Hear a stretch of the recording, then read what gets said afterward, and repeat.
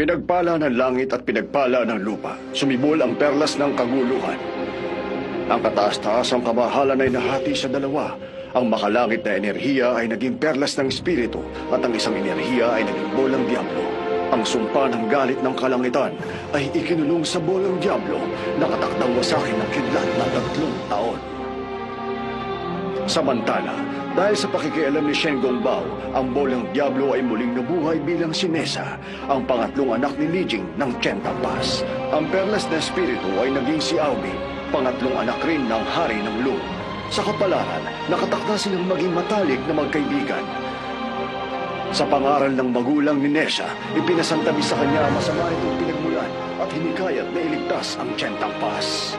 Sa tulong ni Aobi, hinarap nila Hello ang galit guys, ng salamat sa kalangitan. walang sawang suporta Nang sa sa ganun, Cordelia 20 mabago Billion ang kanilang mga tadhana.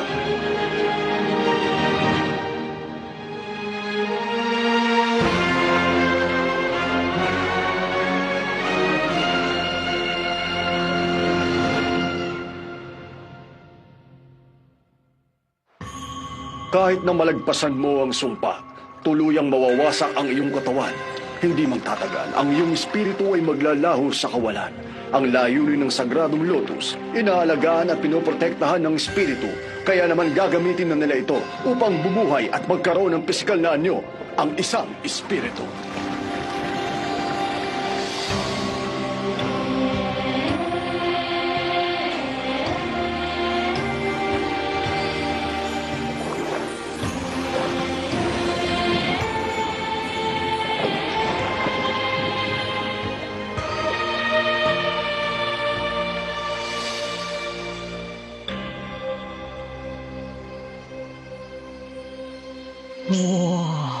Ang galing.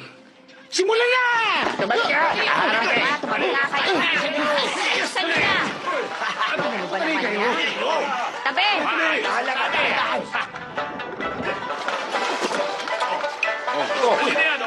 Marami naman ito! Yan mo! Yan pa! Saan mo? Marami pa tayong gagawin! Hindi ka na! Sayang! Oy! Baka matapon! Sayang! Yan! Sige!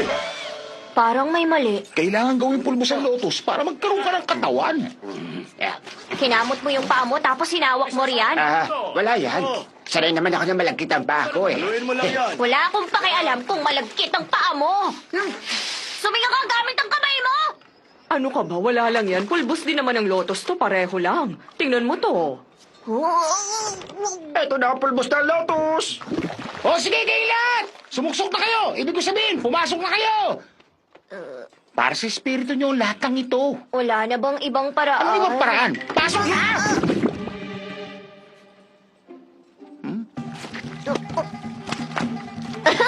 Ayos!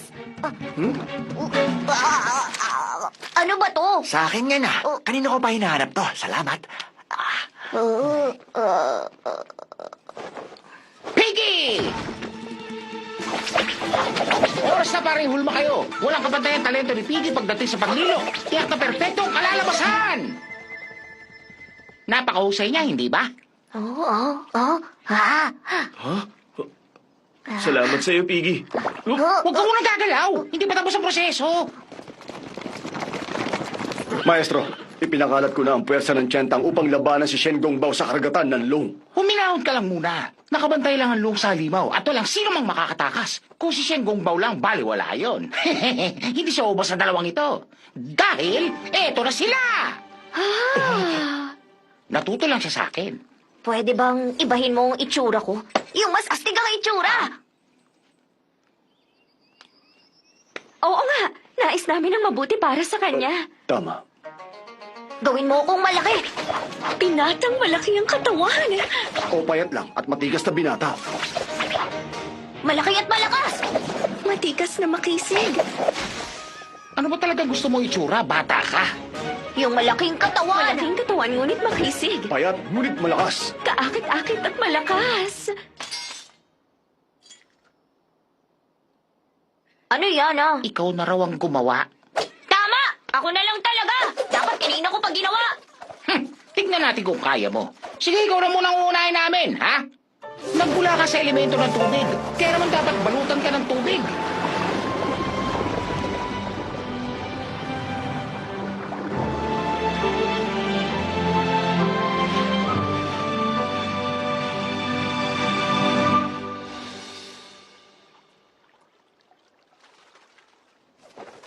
Bukas!